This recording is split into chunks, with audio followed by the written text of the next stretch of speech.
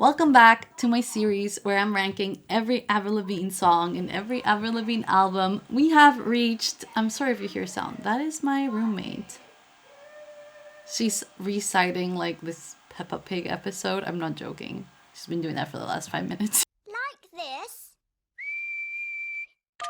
We have reached the sixth studio album, Head Above Water, which actually came out 6 years after her self-titled album. So that was like the biggest gap I think we've had between albums. In the previous video, we talked about how her fifth studio album, she started working on it even 3 months after Goodbye Lullaby. Here she took a big break, which we know had to do with the fact that she was diagnosed with Lyme disease and she had this ongoing battle where doctors kept telling her that there was nothing wrong with her, like just go out, play the piano, do whatever, and she was just not feeling it. She just didn't have energy and nobody could tell her what was wrong with her.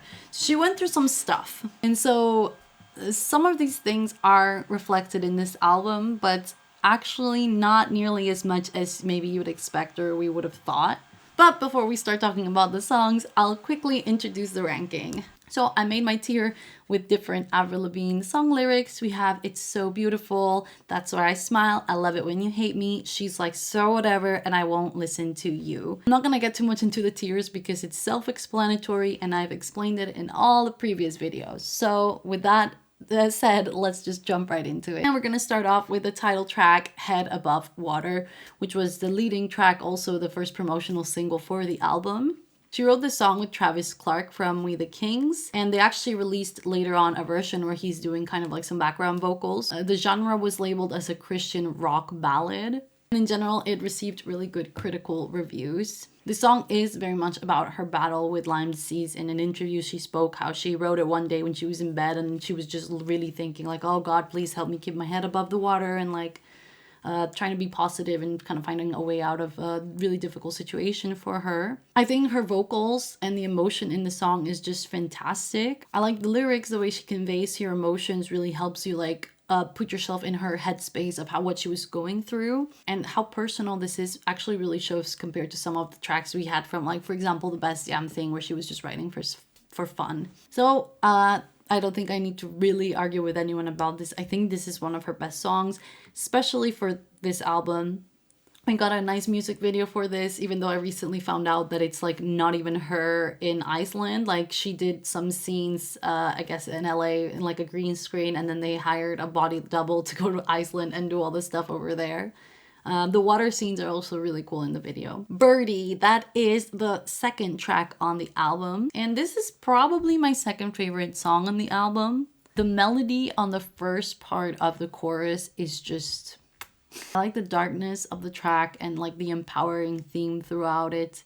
It kind of has a storyline to it, which I think is always an added bonus when a song takes you through a journey. Part of the song where she just repeats Birdie Fly Away for me is a bit weak, but everything else in the song I really like. I would not put this at the top because I just don't think it's a masterpiece, but I really like the track, so I'm gonna put it on That's Why I Smile.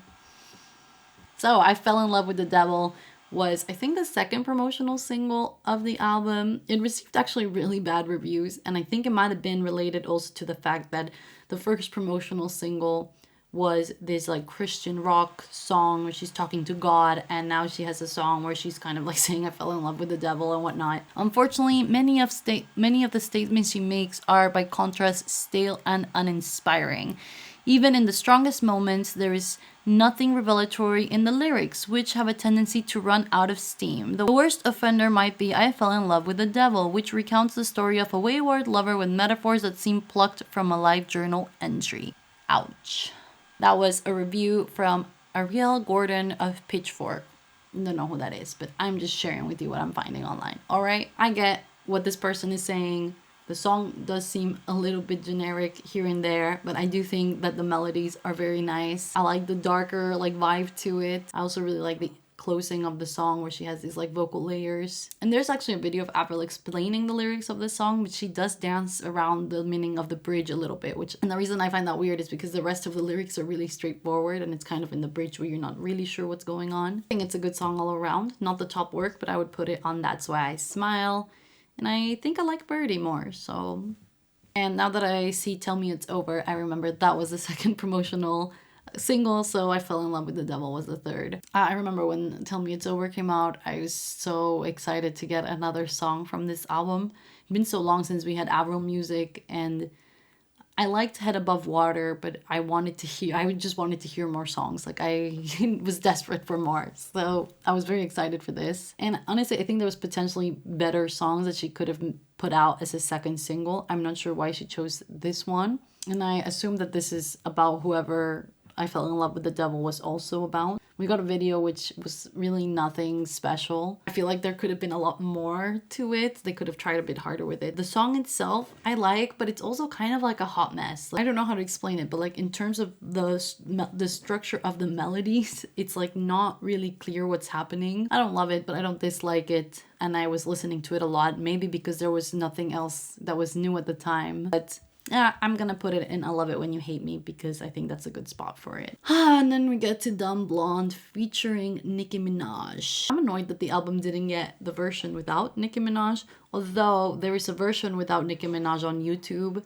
that I don't like the bridge on, but I really like the bridge on the live version that she did for on the Honda stage. Strong chick, bring it on chick, sing along if you had enough of this. When it's fucked up, don't ever shut up. You gotta stand up, you gotta fight.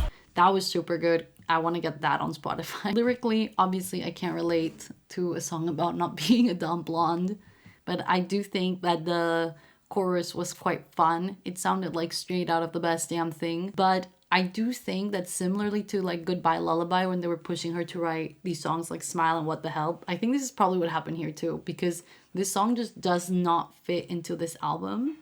And there's nothing wrong with that. Like I said in the previous album review, like I loved that her fifth studio album had all these different types of genres and whatnot. But here it really doesn't feel like it belongs. And so I assume that they kind of pushed this song on her. People were praising the song for being empowering towards women. In the end, we didn't get a music video for this, which I think we were supposed to. So I don't know if there was like a fight with Avril and Nicki Minaj. Like nobody mentioned it again. So one thing that I really loved about the song has nothing to do with the song, but I really like the album artwork. I thought it was really cool. And also whoever did the lyric video, that was cool too. Like for like Love Sucks, all the lyric videos are just like they didn't put any effort into making them interesting. So sorry to whoever made those. Forbes magazine named Dumb Blonde the 4th worst song of 2019, calling it a failed attempt at a girl power anthem. So yeah, that's that. I'm gonna put it in She's Like So Whatever.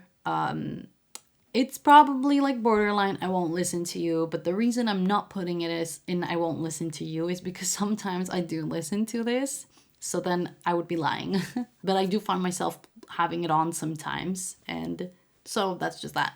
It Was In Me was labeled by Avril Lavigne as the second I'm With You. So for when it came to writing It Was In Me, Avril Lavigne invited Lauren Christie, who was part of the Matrix trio who wrote the song I'm With You with her. And she invited her over and they set out on this journey. Avril said, I want to write I'm With You Part 2. So that's kind of how Avril approached this song, and this is how she's labeled this song. I don't think that the song is at all on the same level of I'm With You.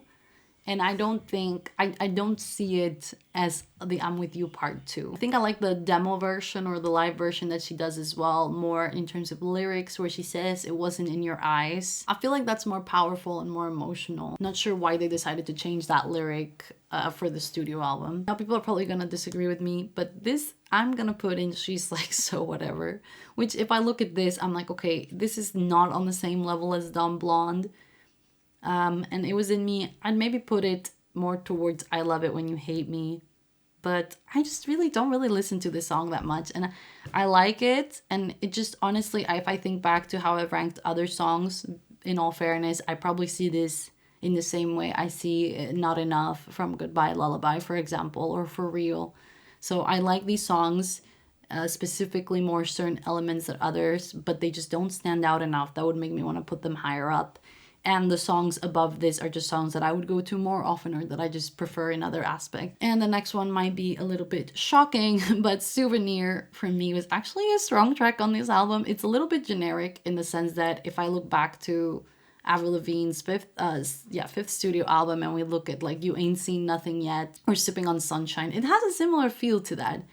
And if you remember what I said about those tracks was that they were kind of generic.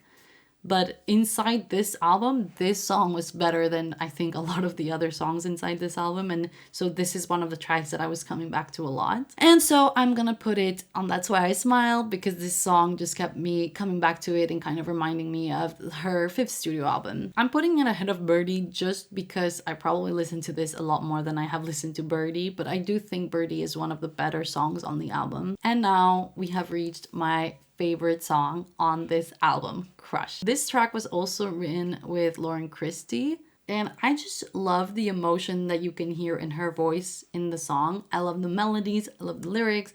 This song is, to me, the best song in the whole album. And for that, I'm gonna put it on It's So Beautiful, and I'm actually gonna put it ahead Above Water. This is one that I don't get tired of, and I think she did a fantastic job with it. And now we get to Goddess. I don't really have a lot to say about this track. I like the pre-chorus part of it a lot, but lyrically it's not the strongest. I don't hate it, but I really also don't like it that much. I think I'm gonna put it in I Love It When You Hate Me, after Tell Me It's Over, but it might be more borderline She's So Whatever. But I think I like this song more than I like It Was In Me.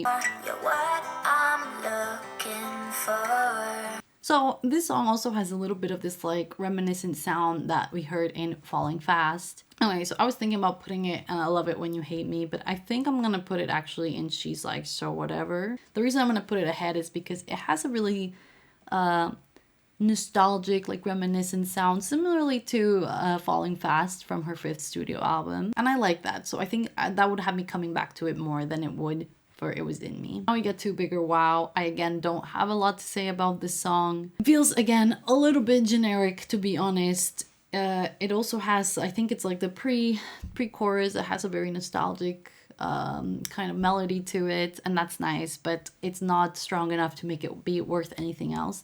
I'm gonna put it before It Was In Me. I'm still gonna keep it ahead of Dumb Blonde because yeah, I don't know if it is a better song than Dumb Blonde, but I think for me Dumb Blonde is probably one of the weakest tracks, and maybe if it wasn't for the Nicki Minaj part it would be different, and I don't know if I should be evaluating it differently, but this is how I'm doing it. Now we are at Love Me Insane. And I just want to say that I love Avril, and I literally know all of her songs like the back of my hand. I can sing them all. I know all the lyrics. I watch all her interviews. I try to learn all the facts because I find it fun. So it's a bit weird that I rank so many songs down here. So I just want to say something that I mentioned in my previous video as well. Just because I'm ranking things all the way down here, it doesn't mean that I literally think that these songs are so whatever. But in terms of me saying what I think lyrically and melodically and musically sound good against the other songs on the album, yeah, this is kind of how I see it. And I do think that her first two albums are her strongest albums. But now we get to Love Me Insane, which I think there was mixed reviews for this song from fans. But personally, I came back to this one a lot more than I did anything else in She's Like So Whatever, for example. So I'm gonna put it on I Love It When You Hate Me, because there are things in it that I really like, but again, lyrically, I don't think it's very strong. Now we reach the... I can't talk today. And the album reaches its end with a stronger track, Warrior. I have to admit, this is not my favorite song at all, but it is a good song. I think this one kind of comes from the same place where she wrote songs like I'm With You and Keep Holding On. And you know, the song was released as Warrior and then re-released during the COVID pandemic as We Are Warriors, where she re-recorded it for it to be like a nationwide thing. And we got a music video out of that, but it was just kind of like Avril Lavigne in her garden or something singing, and I think she put some clips of people, which a lot of artists did something like this. So, but essentially she wrote this about her Lyme disease and then turned it into a song about standing together throughout the pandemic, which I think was also nice. I think it's really a great song, but it's not one that I keep coming back to or that I like want to listen to. And that might also just be a good sign that I don't have anything that I'm battling with necessarily, where I feel like I need a song to push me forward. But it is a really good song. But for me, it would be And I Love It When You Hate Me, because I feel like when it came out, I also thought it was a little bit cliche and a little bit missing that same emotion that we got from like Head Above Water, for example. And this is kind of what I meant, that after being gone for 6 years, she released this album and there doesn't seem to be as much emotion in it as you would have expected. Like there was a way more emotion in Goodbye Lullaby, for example, and when she released this was after her ongoing battle with Lyme disease. Now, I don't know if that had something to do with her label, because we know she's had problems with her label before, struggling to make the albums that she wants to make and writing songs in the way that she wants to write. So it could come down to something like that. Or it could also come down to the fact that she didn't want to focus all her attention on her disease, which also makes sense. Like you want to move on with your life, and even when you're having hard times, you're not gonna write all your songs about that. Of course, that's not really what I meant. But yeah, some of the songs here really felt generic. And for someone like Avril Lavigne, I think there's a lot more that could have come out of it. So we have reached the end of the album. I again didn't find any B-sides to include. So this is our final tier list. I would love to hear what you think. If you disagree on where I've put songs, I assume a lot of people will disagree with like It Was In Me or Warrior. And if you want to see how I ranked Let Go, Under My Skin, Goodbye Lullaby, or her 5th studio album, those videos are all up in my channel right now. And the only album we have left to do now is Love Sucks, so that should be coming up real soon as well. Thanks for hanging out with me, and I look forward to seeing you in my next video.